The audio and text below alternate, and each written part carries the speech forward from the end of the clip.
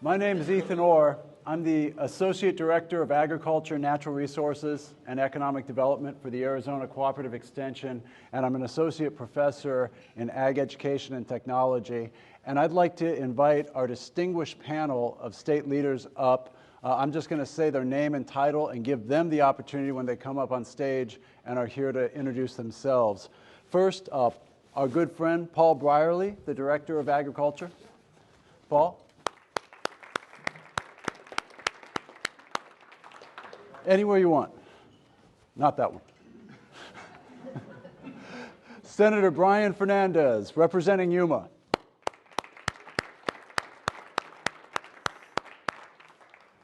My dear friend who we served in the legislature with, the Honorable Charlene Fernandez, the Director of USDA and Rural Development for Arizona.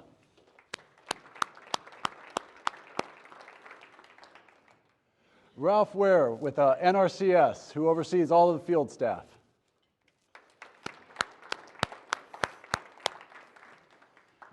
And I have to be good with this one because he's my boss, Vice President and Dean Shane Burgess.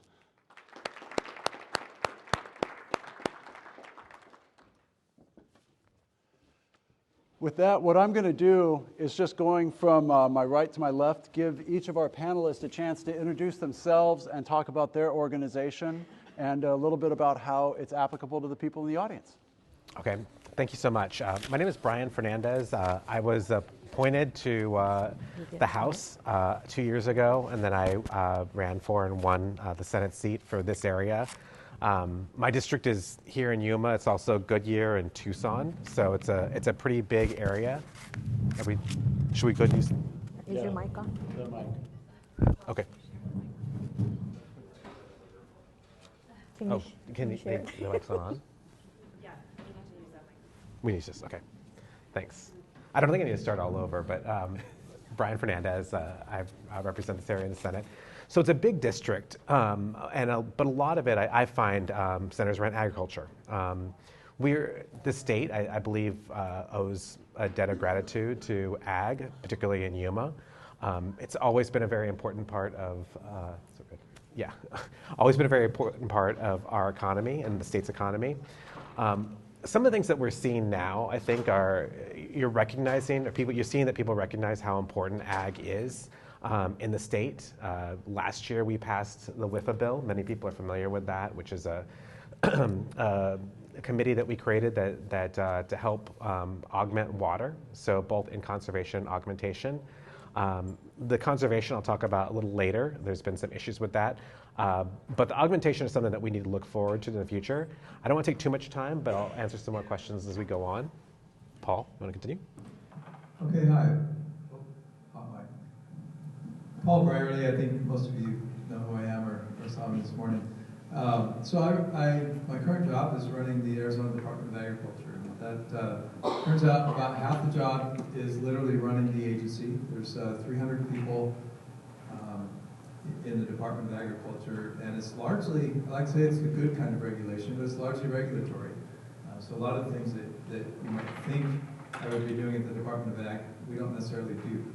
We largely license and inspect everything from pesticide use to food safety, food quality, all sorts of animal issues, livestock inspections for health, for ownership, for brands.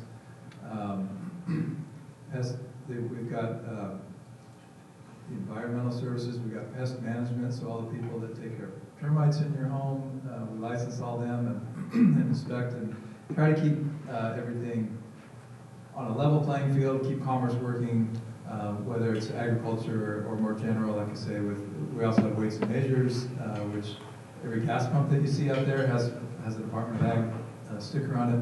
One of the things I found is I have a lot of discretion as director, which has been interesting, and that was just an example. They were telling me all the things that they inspect as part of weights and measures, and it's everything, like I say, from scales, jewelry scales, to truck scales, to fuel pumps, to the price scanners at Walmart, Circle K. And I asked, well, what's in statute? Because budget is a big issue this year, especially, and so in trying to get some leverage on budget, I'm trying to figure out what we are statutorily required to do and aren't doing. And they said, well, the statute's real simple on that. It just says that we shall license and inspect commercial devices. So it's basically up to me what we inspect and how often. But anyways, it's quite a job having all those different divisions, all the things they do, and the responsibilities I have to try to make that agency run well and use tax dollars as best I can and make them responsive to industry. And that's what I bring is these industry contacts, and I really want to know as I reach out to people, are we impeding? Are we helping? You know, if we are impeding, how can we help? So that's half my job. The other half is being on the governor's cabinet. So there's a few things going on with water. And so I got to tell you, driving to work every day and going by the Capitol, it's still pretty neat. It's still pretty neat to look at that and say, hey, I'm part of what's going on. I'm trying to make it work for the people, work for the industry. So I'm glad you picked me. I'm glad I'm up there. The other half of my job, that's the third half. It's kind of busy. The other half of my job is, it does scratch my policy itch. I mean, the cabinet does. But the other half, I would say, is being on sort of national organizations. There's an association for everything. So there's an association of state departments of agriculture, and they weigh in pretty heavily on national issues and national policy. So I do get to work on whether it's food safety or animal agriculture or trade, a lot of trade efforts. If there's anybody in the ag industry that wants to find new markets, there's a lot of opportunity for us to send people to other places, open up new markets, host people here that could be customers. So yeah, those are just a few of the things that go on there, and it's been fascinating. My name is Ralph Ware. I'm, as Ethan said, I'm the Assistant State Conservationist, and my job for NRCS in Arizona, I oversee our field operations, which means I get to work with all of our staff that are field-based, except the engineers. The engineers are a separate group, and I won't say any engineering jokes, but I oversee roughly 65 to 70 staff scattered all the way from Fredonia to Douglas, and so that's the most fun part of my job, is working with the supervisors and the staff that work under the supervisors. I also sit on our leadership team at the Phoenix level, and I get to work with our state conservationist, Keisha Tatum, and the other leaders of NRCS in Arizona, so I enjoy that part as well. Most of you probably know just enough about NRCS that I don't need to go into a lot of detail. We are a non-regulatory agency within USDA. We do have to comply with NEPA and cultural resource preservation and many other things like that, but we are not a regulatory agency. And we offer, our calling card is we offer technical and financial assistance to people that are engaged in trying to maintain and to improve our resources, and that includes soil and water and air and plants and animals and then the human interactions with those resources. So our job is relatively simple. It's whatever Congress says our job is, and we have a long history with some of our programs. We do technical assistance, which was our primary program way back after the Dust Bowl, but over the years we've become more engaged in financial resource programs, and most of you that know about NRCS probably have heard of the EQIP program. That program's been around 25 or 30 years. Every time there's a farm bill, which is every 5 years, plus or minus, depending on whether Congress can agree on what to put in the farm bill, those programs adapt and they adjust, and we keep finding ways to increase or decrease depending on what the political pressures are in terms of which programs stay, which programs get funded at what levels. We consistently get new challenges. In the 2018 Farm Bill, we shifted quite a bit into watershed planning and management, which means we go into an area and instead of individual farms and ranches, we look at the entire community within a watershed boundary and say, okay, what are the issues there? So we're doing that. The other thing that's interesting about the 2018 Farm Bill is they said, Congress said, look, USDA, you guys need to serve at a broader agriculture customer base, and we are going to put in a pilot project, a mandate that you assist small scale and urban farmers. So we're trying to learn what that means and what that's all about.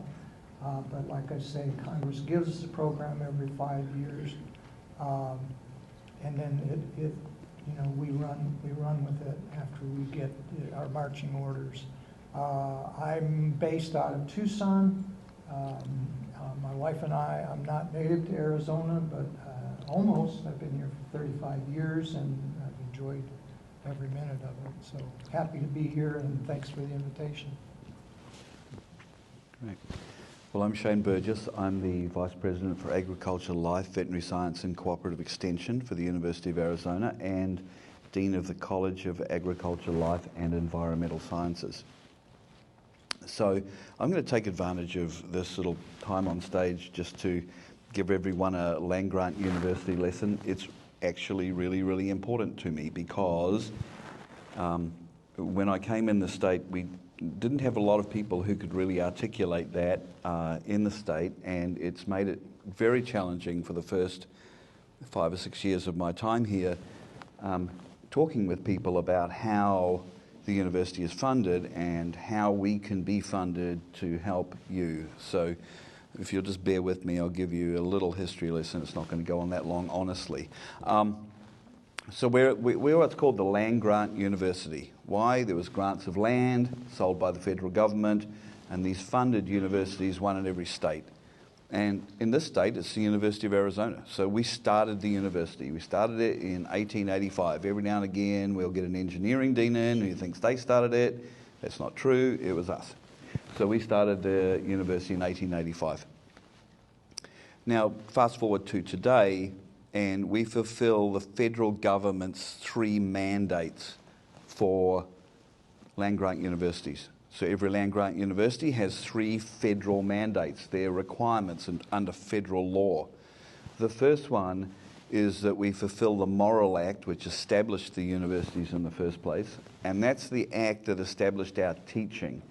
Our teaching has gone on to do all sorts of different things like medicine and law, but we still do the things that the Morrill Act told us to do, and that is to do education in agriculture, the mechanical arts, we now call that engineering, the military arts, believe it or not, that's why we have ROTC, and not forsaking, and this is really important to us, not forsaking the liberal arts. And so we have a very, very strong connection with the College of Humanities.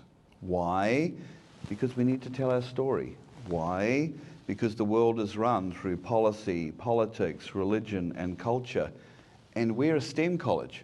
And so we just think if we invent something, everyone's just going to love it. How's that working out for you with GMOs? Huh? Okay. So it doesn't work unless we can tell our story. And so that's where we started as a land-grant university. And we actually often, culturally, are holding the line in the university in connecting the STEM disciplines, science, technology, engineering, and math, with the liberal arts and with humanities. And Ethan is a great example of his own educational background is a great example of that.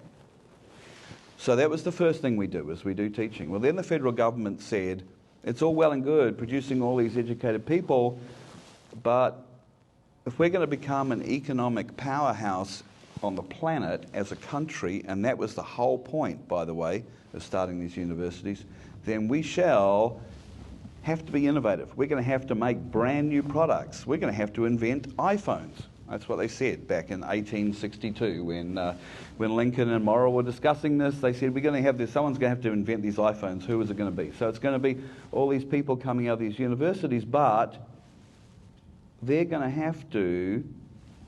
have somewhere to do the work on, have somewhere to do the experiments on, have somewhere to invent stuff.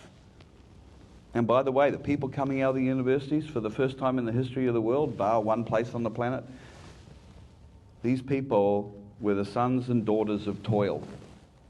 They were not the landed gentry, and they were not part of the clergy. Up until that point, that's the only way you could get to university. Be really rich or be part of the clergy.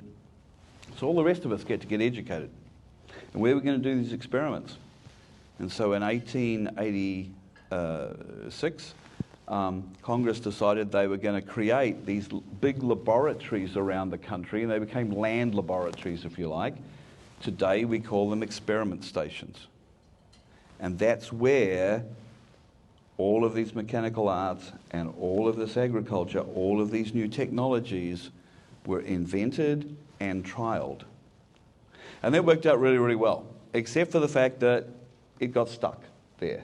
There was no movement into the economy. Remember, these land-grant universities were all about driving the economy. So America could never again be an economic also-ran. And wait till you see what happened in World War I. So what happened was these faculty and some of these students started proactively taking these inventions out into the community and being able to enable everybody to be innovative, not just the very wealthy captains of industry. So not just Henry Ford and not just the robber barons who were running the trains. It was everybody, all of the farmers, all of the local farmers. No matter how big or how small you were, you could benefit from the university's inventions, even if you had never gone anywhere near a university, even if you had left school at the age of 8, which was pretty common back in 1880, 1890, 1900. And so what happened, this got more and more organized, and eventually Congress codified it into the 3rd Federal Act that we're mandated by. And today we call that the cooperative extension, and in this state we call that the cooperative extension system. In other states it's called the cooperative extension service, but it was mandated by the Smith-Lever Act. And what happened was, in almost all states, there was 3 separate bills. There was 3 separate bills, and there was 3 separate state line items in the state budget in almost all states but one. And there was 3 separate line items, one for the university as a whole to do teaching with, one for the experiment station, and now we call it the Arizona Experiment Station because we do agriculture, a huge amount of agriculture experimental work, but we do other stuff too there. There was a line item for that, and then there was a line item for the cooperative extension system or service. And so what happens is that enables the state to invest in the land-grant university to invest in the economy. So when universities say, yeah, we're great economic engines, it's cheating. Of course you are. You've got a monopoly on giving degrees. No one else can do it. Right? No one else can give 4-year degrees. Of course we have. We're going to do that. But not every university has a mandate to drive innovation and invention and experiments, and then a mandate to get them into the community. Now, I told you that every state bar one had these 3 line items in their state budget. We don't. We only have 2. One for the university and one for cooperative extension. And we don't have one for the experiment station. I'm going to stop there on this stage right now, but please, no one in this room forget that, because it may become important sometime in the state's history, hopefully. But I'm not here to lobby. I'm not a registered lobbyist. We'll talk about that another time. So that's what we do. So fast forward, and so what's our organisation look like today? Well, we invented a bunch of other things. One of them has been something that is just an amazing thing, and quite frankly, it's the Yuma Centre for Excellence in Desert Agriculture. The only reason it's amazing is the gentleman standing. Oh, you're sitting. That's right. You're so tall. The gentleman sitting on the stage there, who took this and treated it like a startup company, and it has been a startup company with investors. And we have the Yuma Centre for Excellence in Desert Agriculture. It's one of the very few, honest-to-goodness, true public partnerships in any discipline area, in any university, any public university in the country. It really is a model for the whole country, and it's all thanks to Paul. So congratulations on that. So what are we today? So now we don't know because they won't tell us, but we don't know exactly. But if we back calculate, so I'm now responsible for a whole bunch of people who do an enormous amount of work, a tiny, tiny, tiny fraction of which you saw presented on stage today from some pretty amazing faculty. And by the way, they were just chosen at random, right? We could have chosen a whole bunch of other faculty and they'd be just as brilliant. I mean, it's pretty amazing the people we hire. We hire incredibly well. So we're now worth about, we don't know exactly, but we're worth about $360 million to the University of Arizona. That's how much we generate for the University of Arizona. Cooperative extension, for every dollar the state puts into cooperative extension, on average in every legislative district, and we do it by legislative district, but we also do it by congressional district, and we also do it by county.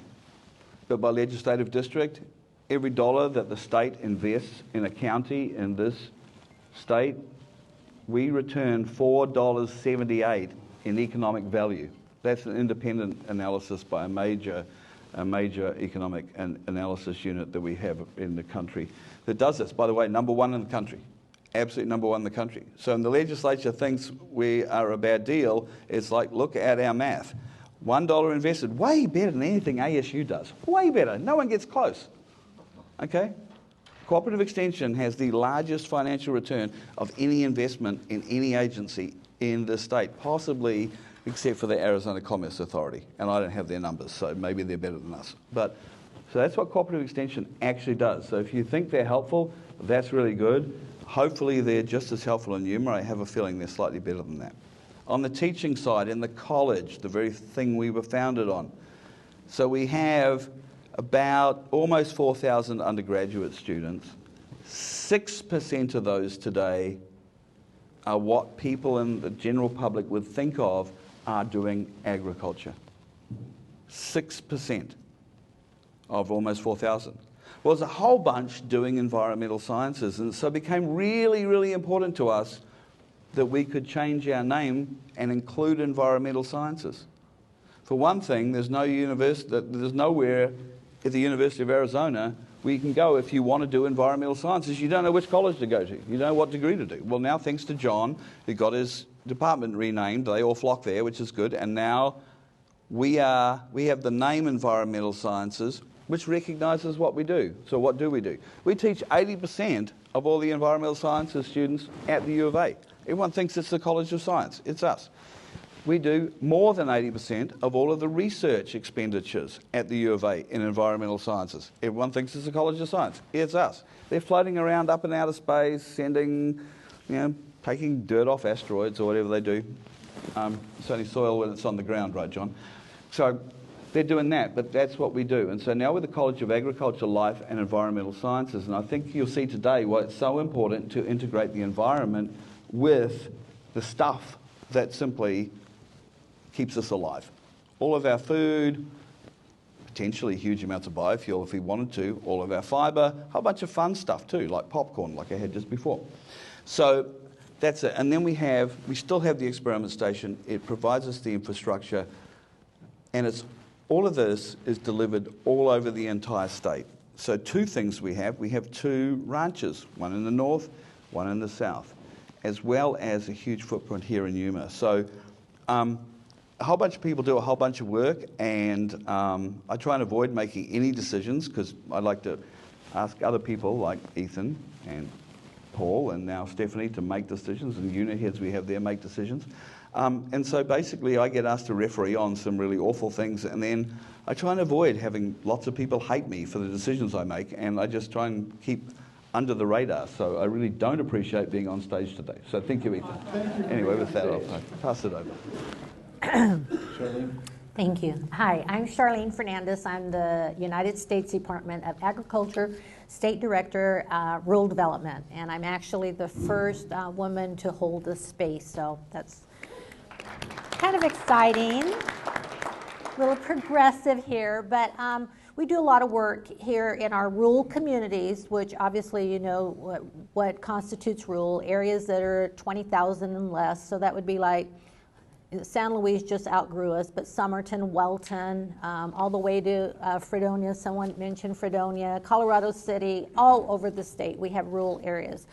We have right now about 37 employees that I oversee and 6 field offices throughout the state. We do everything from renewable energy all the way to building homes for first-time homeowners. And that, to me, that's the most exciting part. After looking at that, watching that video that told the story of the need for farm workers and skilled farm worker labor, many of those people that work in those fields are purchasing homes through USDA. Our homes are no down payment, 1% interest, always, wait, let me go back. No down payment and always the lowest interest in the country. So, that is our contribution there. But we also work closely with farmers, like I said, with renewable energy. You saw the drones, that has to do with conserving water. Obviously, the drones are a new way of farming. If you've heard anything lately about the initiative through the White House, through this administration, is that we're investing in broadband. So all over our rural areas, we're connecting everybody. And I have heard from farmers everywhere I go, this is like the common thing that I hear is we need reliable, we need affordable, we need stable internet. This is what we need to make sure that our farms can thrive into the next century. So this is what we're doing.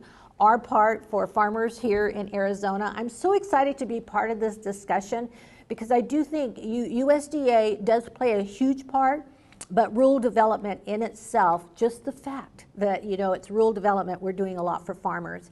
And a little bit about myself, I was born and raised in the lettuce capital of the world of Yuma, Arizona. Okay. Before I start our panel, I also want to acknowledge one other individual. Shane alluded to it, but everything you see scientifically really needs to be translated and applied on farm, and that's done by our cooperative extension, our agents like Robert. But Russ Engel, will you please stand? This is Russ Engel, our Yuma County Director. Let's give him an applause. Good and bad, see Russ for everything with cooperative extension. Well, my first question, and Paul mentioned it, is water, water, water. I'm going to share a little bit of this when I do my academic presentation a little bit later, but as a fourth-generation Arizonan, I'm particularly proud of the fact that we as a state, and I would frame the question this way, use less water now, 7 million acre-feet, than we did in 1962, 7.35 million acre-feet, even though the inflation-adjusted value in ag output is over 50% more, and our population is 3 times more. Most of those gains, some were with Governor Babbitt, with the AMAs, but most of it were actually gained by conveyance and on-farm in agriculture. So all of those giant efficiency gains you've seen have been us, agriculture, investing in ourselves. And so my question to each of the panelists, looking at the future, because we've all seen the doom and gloom pictures of Lake Mead, we've all seen, this is going to be an interesting generational fight. What thoughts, programs do you have to reduce conserve water, or Brian mentioned augment water, and then also, if you want to add to it for those of us in the Yuma audience, how do you see us in Yuma protecting our municipal and agriculture rights here in Yuma? I'll start with Brian, the state senator. Thank you. I think that there's a lot to be said there. First of all, I think that we always have to look at where our state is growing population-wise. So Maricopa County, Pinal County are the 2 places where you see just enormous population growth. I mean, even relative to other parts of the country. These folks are constantly looking for water. I was at a discussion, and there's a chamber event, I don't know if you were there, Paul, on Friday, at Chase Field. And our Senate president, who is a home developer, said that it's business and agriculture that's using all the water, not homes. So, you already had this sort of split where these folks in Phoenix, and it's regardless of party, that these folks are sort of blaming others and saying like, yeah, we need more housing because we have all these jobs. And don't worry, we got plenty of water, we can just take away from agriculture. That's something that I think that we all need to be aware of, because that is the center of the population. When we passed the WIPA bill last year, part of what we did is we had the conservation. And a lot of that conservation was supposed to go to cities, for cities to have some sort of water conservation projects. Obviously, we had some with agriculture as well. What we're finding, though, with the cities, and this was predictable, is a lot of the water conservation they're doing is not really cost effective, or sort of not cost effective when you relate it to agriculture. Paul and I were just talking about this. There was one city, the city of Gilbert, that actually had a proposal, and it was they actually estimated the savings in gallons of water, and it was basically bringing up grass and putting in AstroTurf. And so I happened to see the proposal on my desk, and I just, did a little calculation, and I think it was $86,000 per acre foot of water for sapiens, which is crazy because what is it for agriculture with INDRIT? Our system is 628 public sector costs. So when you think about it in that way, I mean, obviously there's a lot more bang for the buck here. But I think that what I've told cities is that the sort of fun times are coming to an end, and what they're going to start seeing is a carrot stick approach. But we're going to be moving away from the carrot and more to the stick, and we're going to have to start seeing cities actually conserve water. Anyone that drives through, not so much Tucson, but anyone that drives through Phoenix, you'll see fountains and lakes that aren't even in the actual subdivision. They're just so people can see as they drive down the road. You'll see grass everywhere. Again, not in someone's yard, not someone a family being able to use that grass, but just so you can see it when you're driving down the road. And what we hear from other states when they come in and they're negotiating with us for instance, Colorado River, one of the things that they always say is like, well, you guys obviously have plenty of water because we see you watering the cement, we see you watering the asphalt as we drive down the road. Even when it rains, you see the sprinklers on as well. So I think that those are the kind of things that that we're going to have to start mandating. I think that we already see I always hear the argument that, oh, when housing replaces agriculture, that it saves water. But the reality is that doesn't even take into account what's better for our business interest. Is it better to have 8 houses per an acre of development, or is it agriculture that's actually producing something for the state? I would argue that agriculture is probably more important. But the reality is there's probably some way of marrying those two things. Either way, it's gonna take conservation from the cities. I think I answered that. Paul? And jump in if anyone else wants to add to what was said. Sure. So I think as far as your direct question, the Department of Ag doesn't do anything for that. But there's so many angles to look at with this issue. I mean, there's the political, what you talked about. There's a scientific side.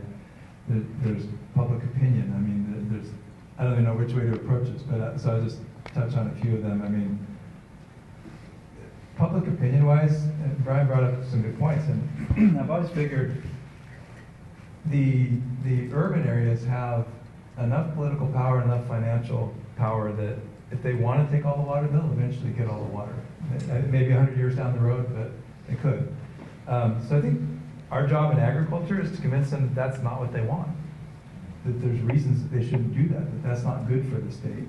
And that's a combination of science that shows how efficient, how productive, how essential. It's informing people. Things like the video that we just saw. The more people that we can get to see that, the more people we'll have on our side, so to speak. And then it's been quite an experience. One of the things that I'm doing up there is sitting on the governor's Water Policy Council. That's not without turmoil and controversy. But again, as with everything, I always feel agriculture needs to be represented.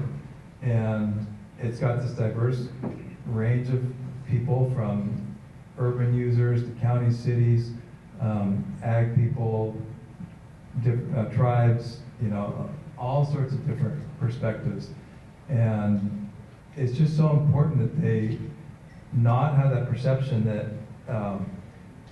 why are we farming in the desert? Must be a waste of water. And my latest favorite tagline is, we don't farm in the desert in spite of the desert. We farm in the desert because of the desert. I mean, it was said earlier, this is really the most productive system you could be in, and we need to take advantage of that and let people know that. I think that, combined with the fact, again, that you can't just shift this production. What's done in Yuma is the only place we can do that.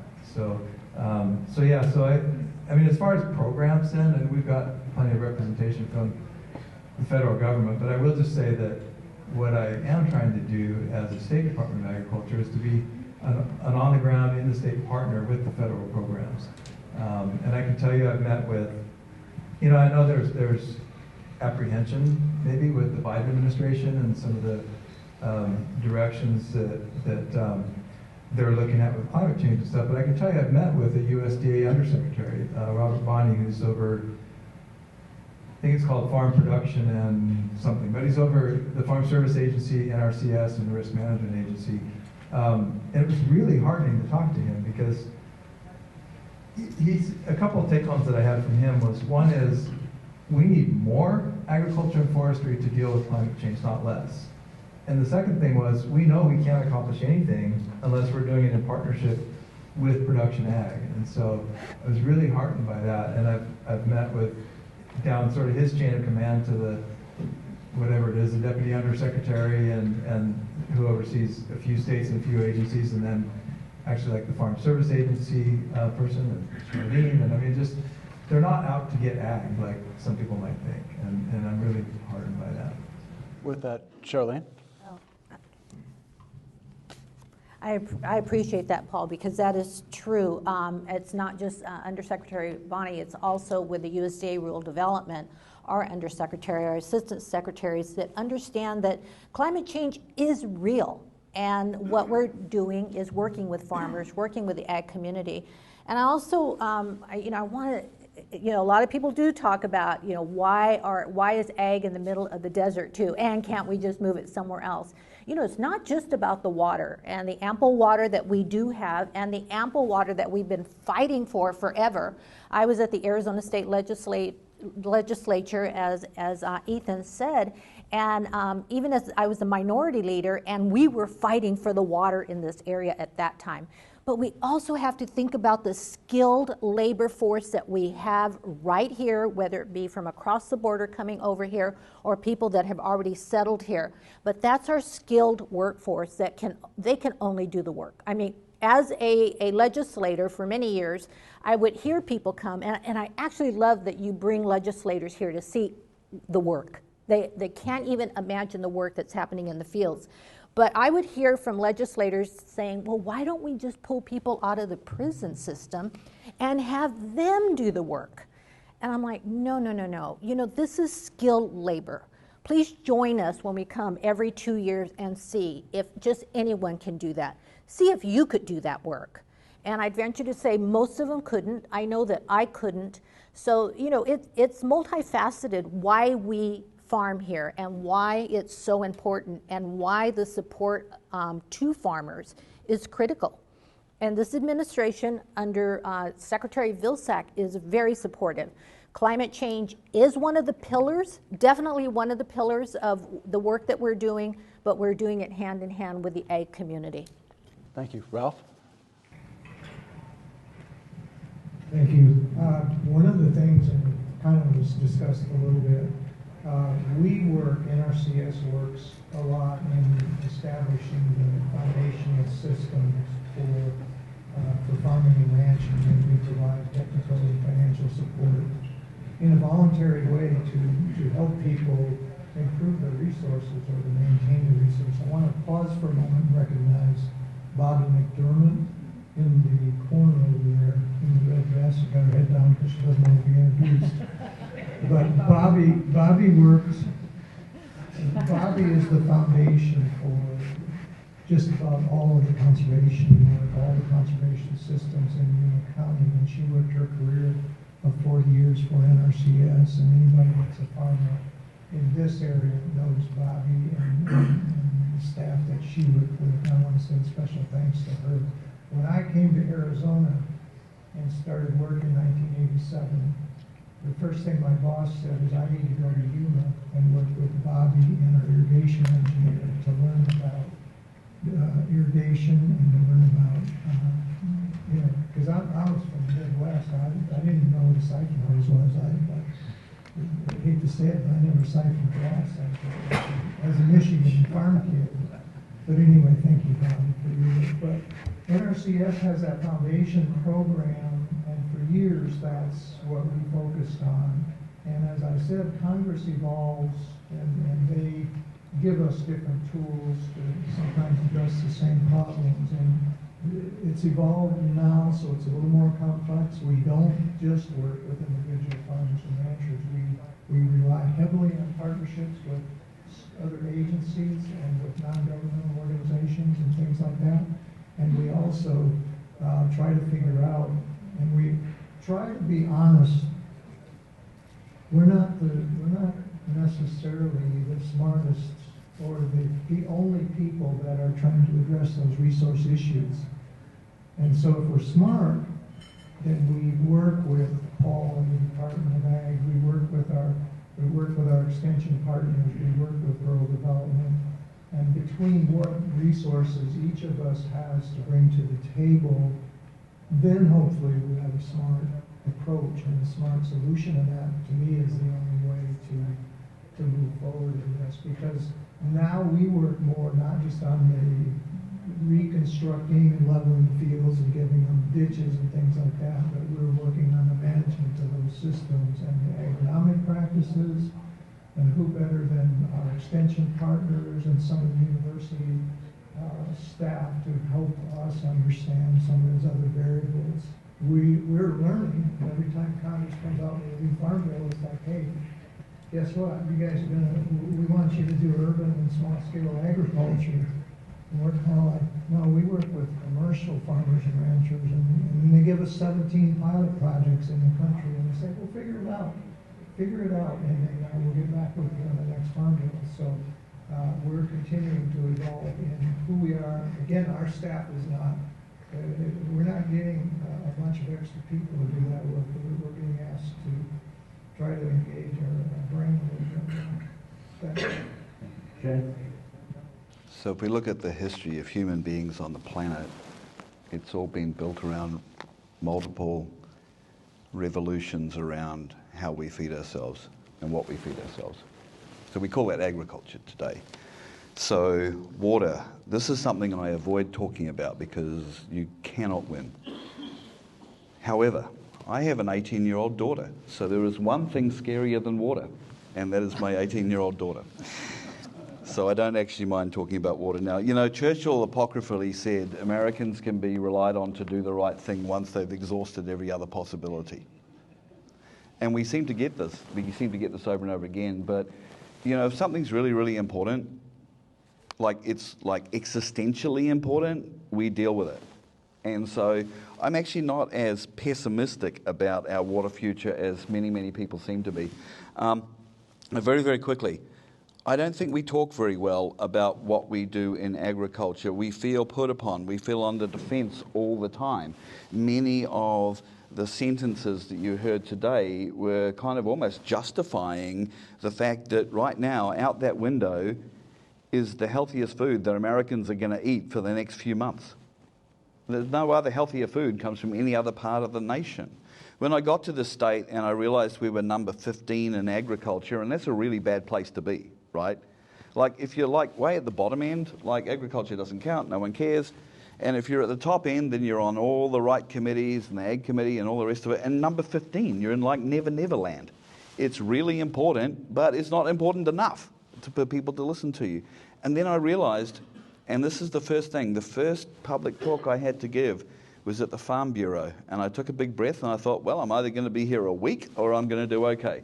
So I stood up in front of the Farm Bureau meeting and I said, we are not an ag state. And it was like, oh my God, who have they hired? And I said, we're not an ag state, we're a nutrition state.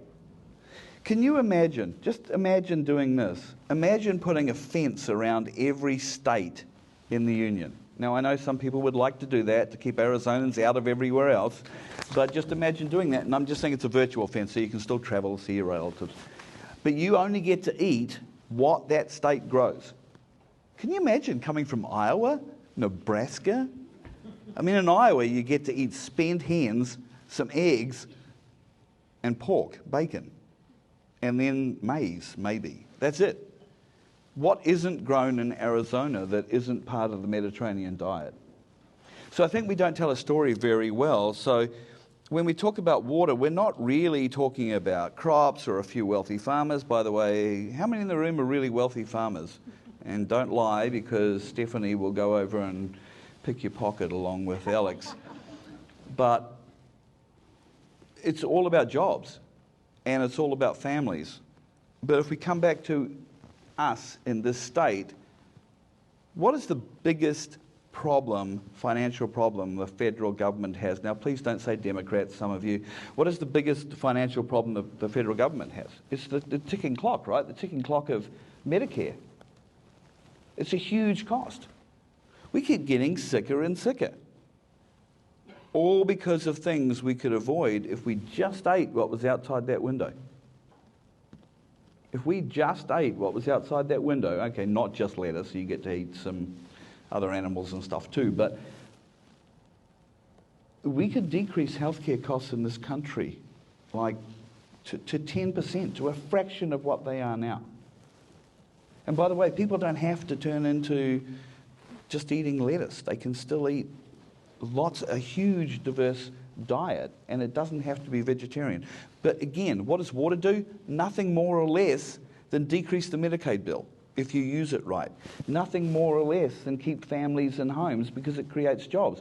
And not just, by the way, they did empty the prisons in Alabama in the recession, and guess what happened? Their entire ag sector collapsed.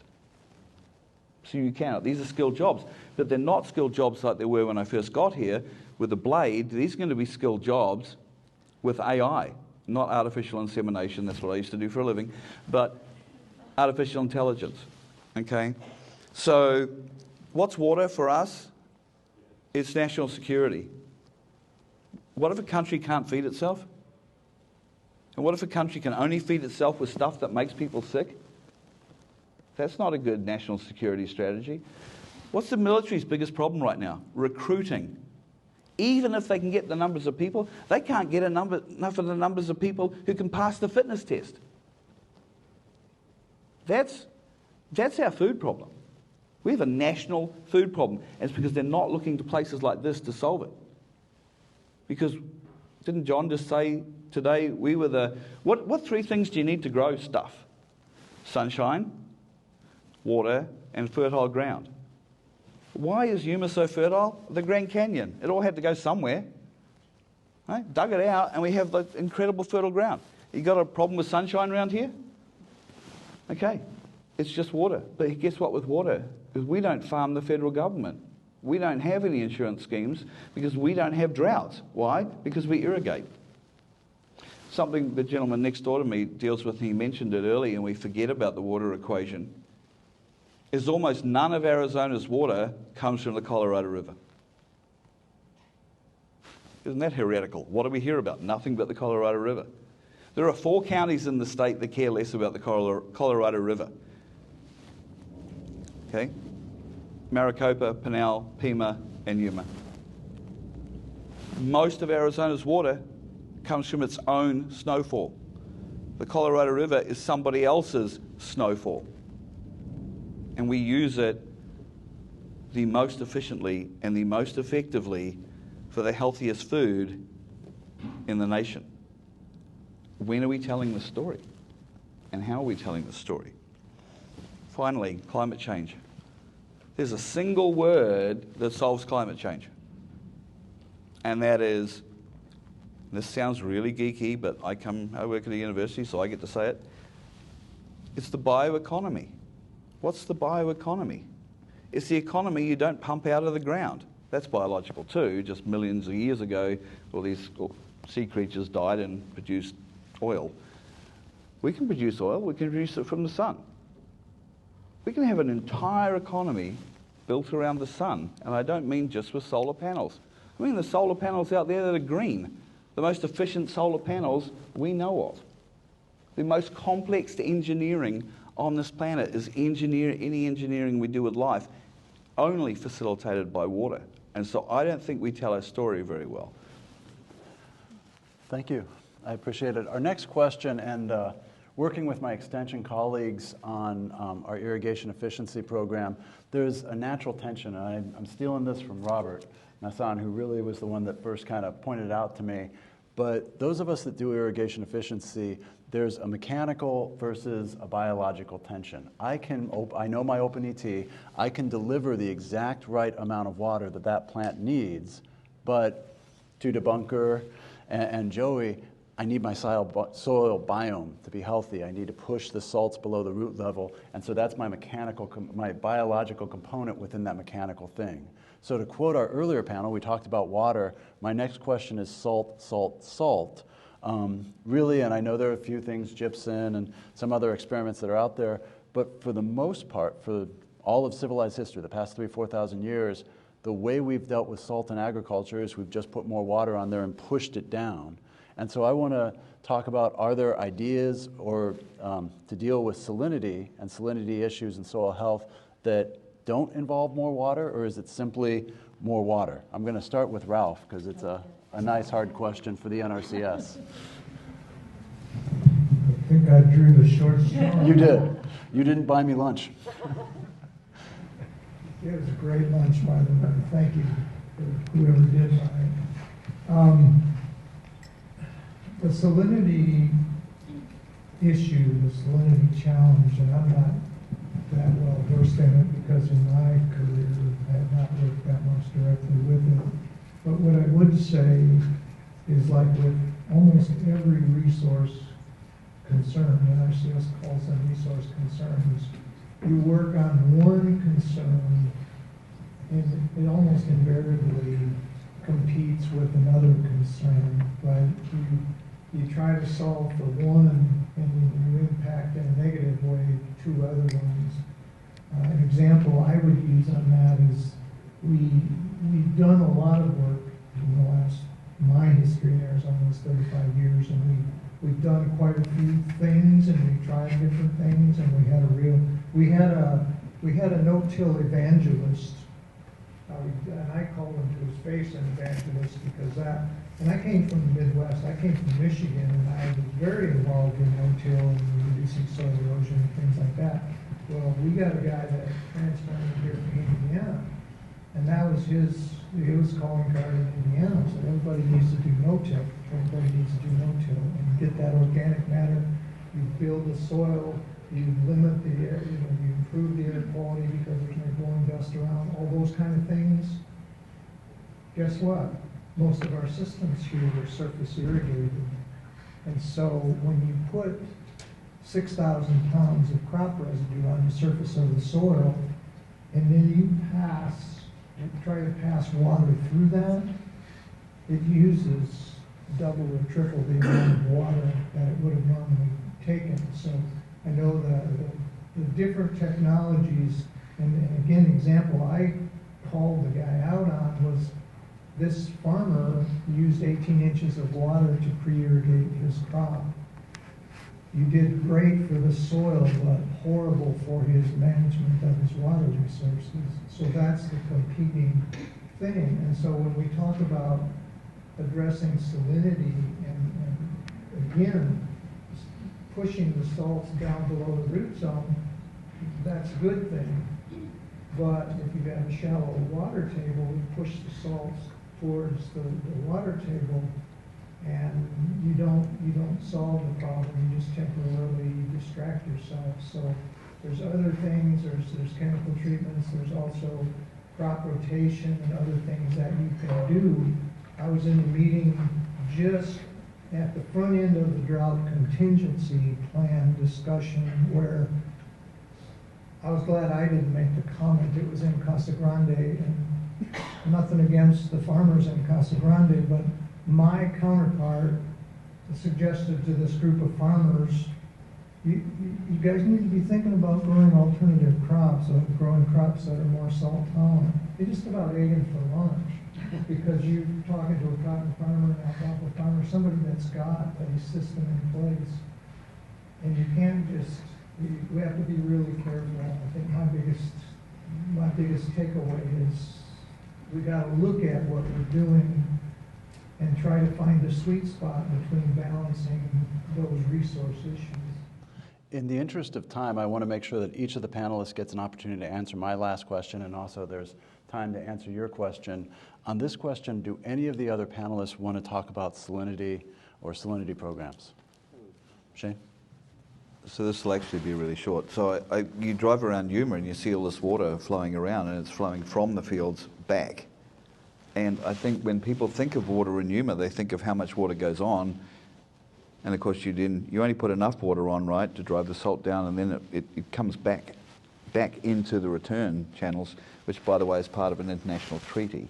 So I don't think I think there's a gross amount of water that goes on that people talk about all the time, but there's a net amount of water that's used that's a lot smaller than the gross amount of water, and I don't know whether we have that as part of the conversation. At least I've never heard it.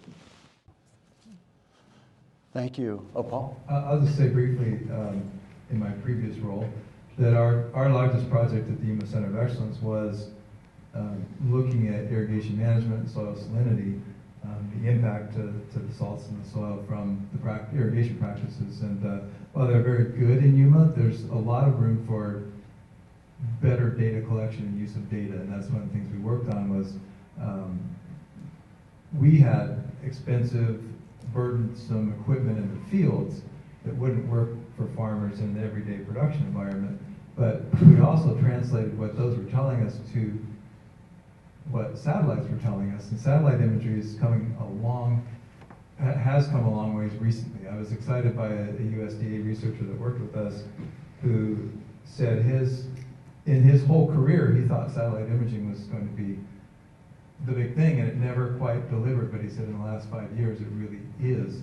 And I know that NASA and JPL looks at how can their satellites be used, and so to integrate that data with apps on the phone, and one of the reasons farmers do so good is because they know their farm, right? Generations worth of knowing their farm, but that's hard as you transition to the next generation, and maybe nobody in that family is going to take it on. So to digitize this data that's up here and put it into a tool that will help maximize the efficiency is there's still a ways to go there. Thank you, Paul.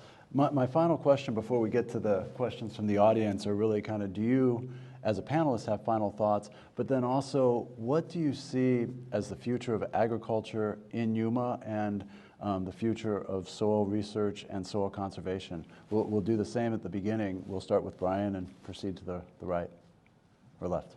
Brian? Thank you. Well, I mean, I think the future is, we're going to see hopefully more investment here. I think that, as we talked about before, we get more bang for our buck here than we get almost anywhere else. That's what I'd like to see. I think that what we're going to, going back to what Paul said earlier, we're going to have to do is make sure that we're working with the state, working with cities, to ensure that they know what we're doing here, that they know how important it is, and that they don't see the water as a zero-sum game. I think that, if we decide to monetize water, cities are always going to win there. Cities can afford to pay large amounts of money for water that just wouldn't be sustainable for agriculture. And that's what I'd like to see in the future, and what I'm working towards. So you asked specifically about Yuma, and I know that Yuma feels the target on their back, and they do, but I would also say, kind of like Shane did, I'm more optimistic, especially having spent the last 6 months in Phoenix. There's a recognition of the value of Yuma agriculture and how special it is. I'm not hearing people that think water needs to come out of here. They recognize that this is a national asset. The winter vegetables need to be produced here, and there's a lot of investment going in, as you know, Ethan, you're going to talk about, into how do you better conserve water. A lot of investment from the federal government. Different things. It is a threat, yes, but I see definitely a future here, just because of the value and because it can't be produced anywhere else. From my perspective, the future just involves more and more partnering, more and more communication. Senator Fernandez, talked about and the state legislature putting funding into physical systems in terms of helping customers. And Ethan and I have had a couple of conversations, and the federal government is doing that as well through some of our programs. And so what we need to do is look at what the state is doing and what we're doing, and improve some of our resources, our technical resources, and we can match, we can leverage some of the state funding and federal funding. I hope we can do that.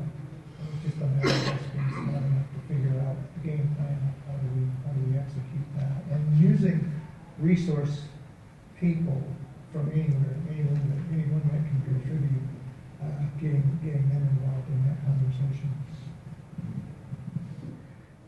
So for various reasons I won't expound on right now, I think Yuma is ideally placed to be one of the world's hotspots for research and development for the food, energy, water, and human health and wellness nexus. And that means we'll see researchers from all over the world want to come here and do multi-million dollars of research. That's why we'll see companies start up here and innovation from the students who are educated here. So that's one of the futures. The second future is the students who are from here, the transnational students that are from here. You guys are blessed with a whole bunch of really, really good brains. A whole bunch of them from south of the border can also do math. That's great. That's a huge future. So I think that for various political reasons, meaning in a good way, where it's located, there could be 2 or 3 or 4 hot spots around the planet that are considered the centers of innovation and research development. If Yuma were to so choose, it could be one of those. The fiber optic cable is probably the only thing that was missing. Now it's here. You have everything. Thank you. I too am very, very optimistic, and I'm so glad that Dean Burgess brought up the young people. I think that's critical. I'm looking over at those young people over there. But when we talk about like in our high schools with Future Farmers of America, I think that has always been a #1 club and organization. When I see some of them that are some of the schools that don't have them anymore, or then the participation is dwindling, I worry about that, because I think the key to all of this, to preserving our water here in Yuma County, to making sure that we continue growing the way that we are, and when I say grow, I mean vegetables, that we continue that, it's through the young people here in Yuma County and throughout Arizona. And you're right, this south of the border. Just to give you a little story, when I was in the legislature, and every so often people would come in and talk about the growth in Gilbert and Chandler, and what was happening there. And my first question would be, where's the workforce? Who is your workforce there? And they weren't really sure.